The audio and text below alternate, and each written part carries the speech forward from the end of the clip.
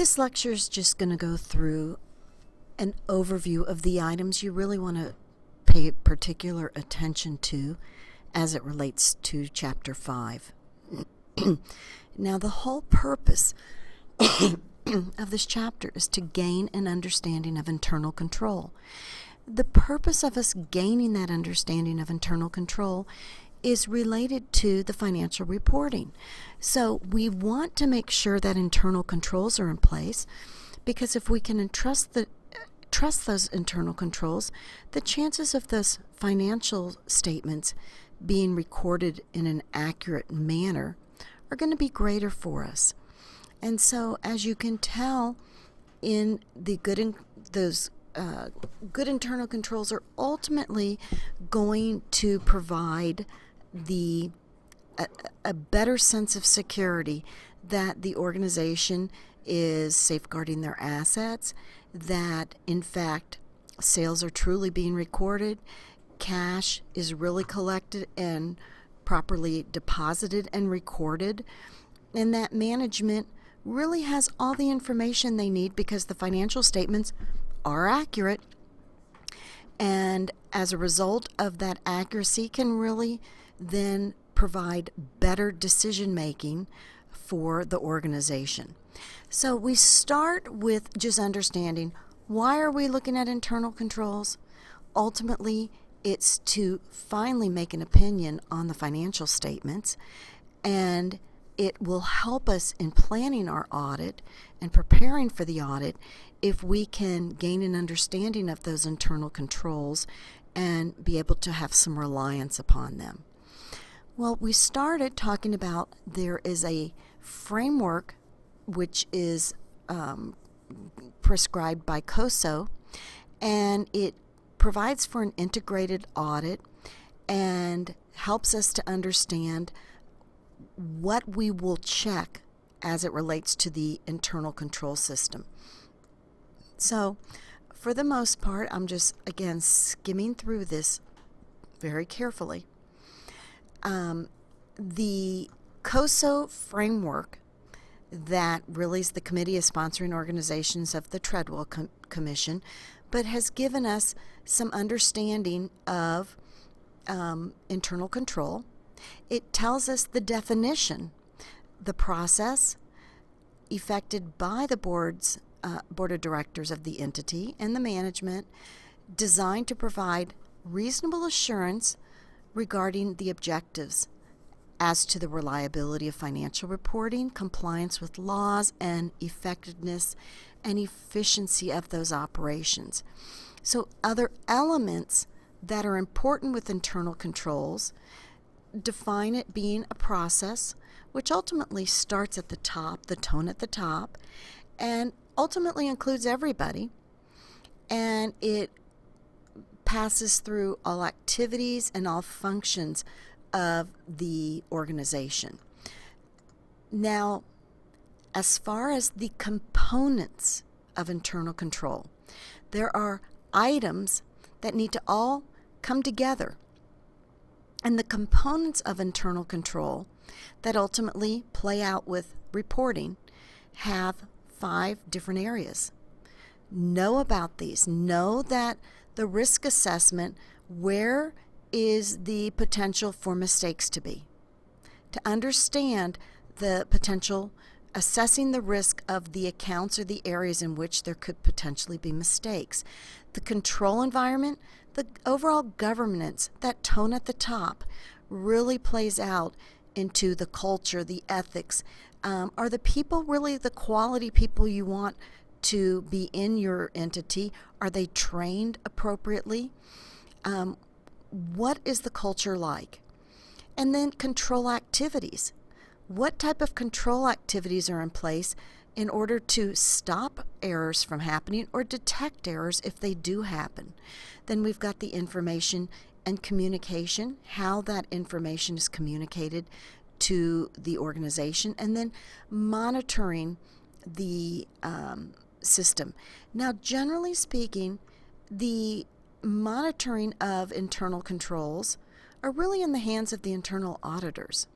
Management monitors the operations, but they use the internal auditors to perform the various functions to make sure that they are operating. So definitely something important to look for is understanding these various aspects of internal controls and the framework for them. So as we move on then, we talk in specific about risk assessment and being able to look at organizations and where there might be potential higher risk in areas. As far as the control environment, again, understand that that tone at the top is a relationship of the control environment and how everybody comes together, and the hiring of people, the ethics, the commitment to training, all of that is affected through the control environment. And from there, we move on to control activities. Those control activities are those guidelines in place that help to prevent errors from occurring or detect when they do occur. And so in those control activities, we need to take a look at the entire organization. And control activities, as you see here, involve designing, implementing controls, and then how they operate, operation of those controls.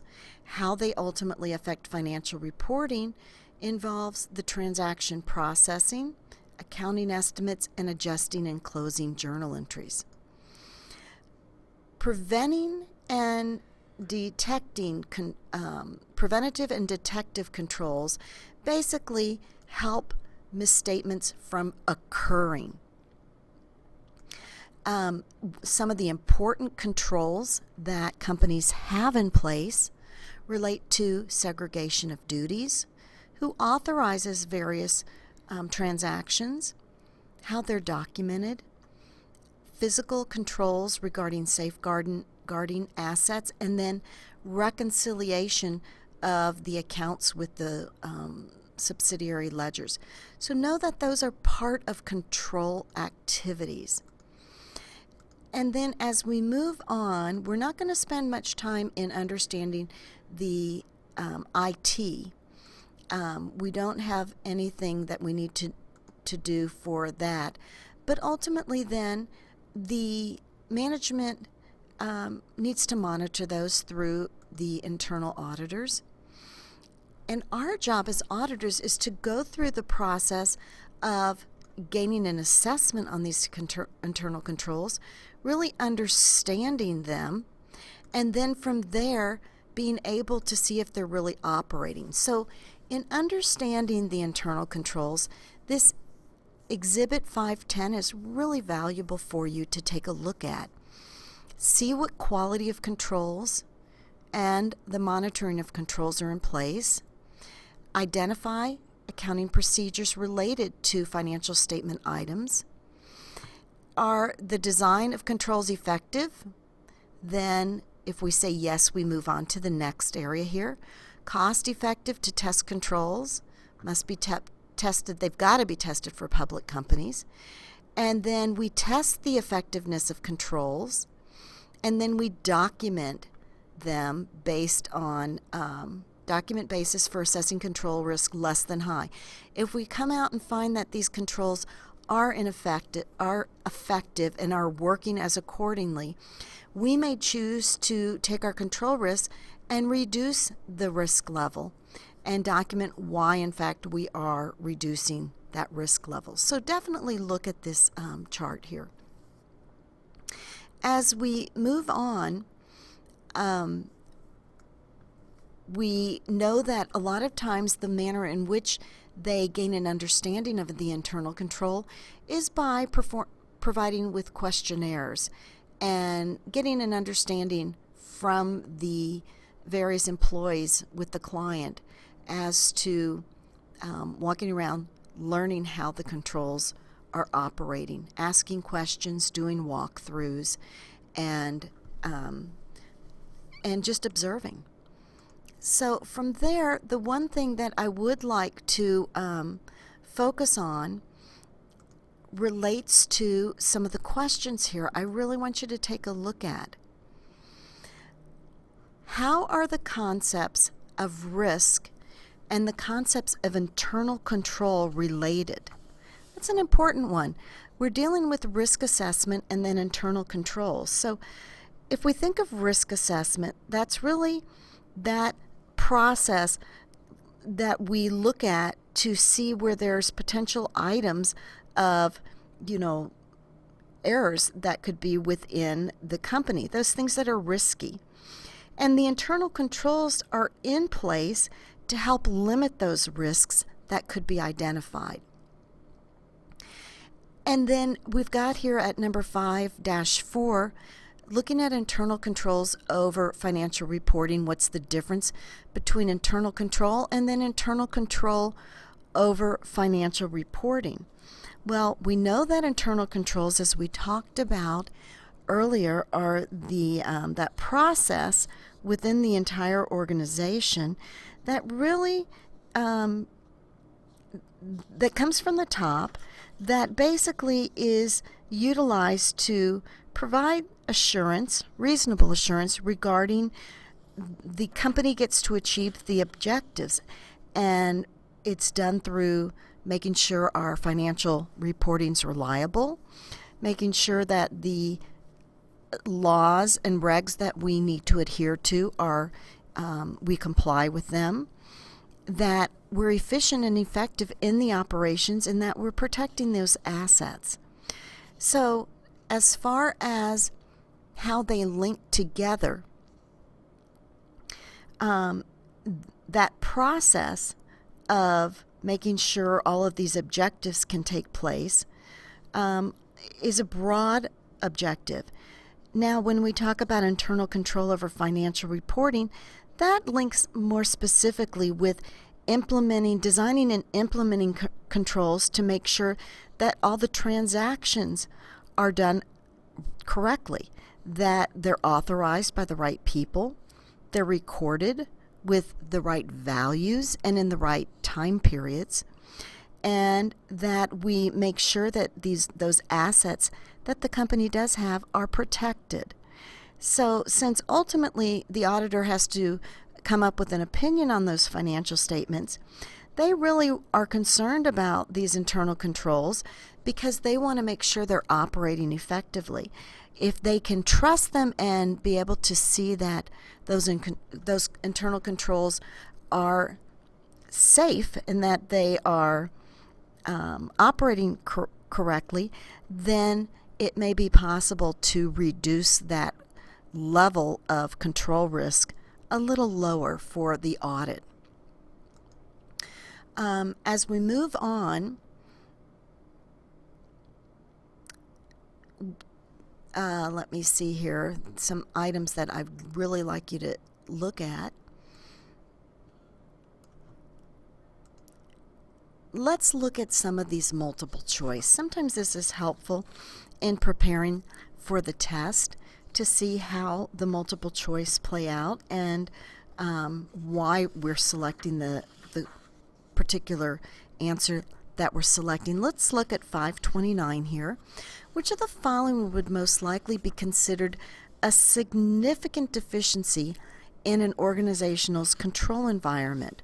Would it be that the internal audit function's outsourced to a public accounting firm that's not performing the financial statement audit? Would it be that management has approximately 60% of its compensation in stock options, but the options cannot be exercised for 5 years? Would that be a significant deficiency?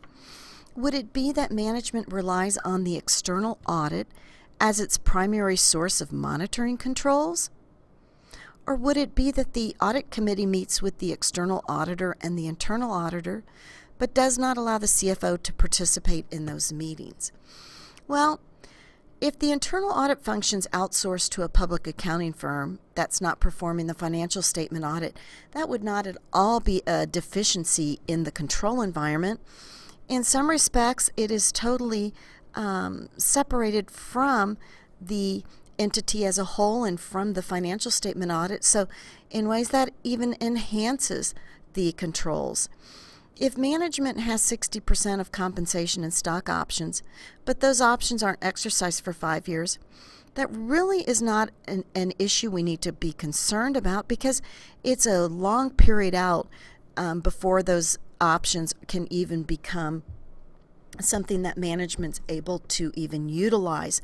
So worrying about the financial statements in this period would really not be of concern. And then if we look at D, the audit committee meets with external auditors and internal auditors, but doesn't allow the CFO. Well, truly, it's okay. The audit committee, the internal audit committee, the audit committee that has been elected or assigned by the board of directors is required to meet with the external auditor and internal auditor, and really it's absolutely okay that the financial officer is not present for those meetings. So definitely important to go over some of these multiple choice and really look to make sure that you understand why the correct answer is, why you choose the answer you choose.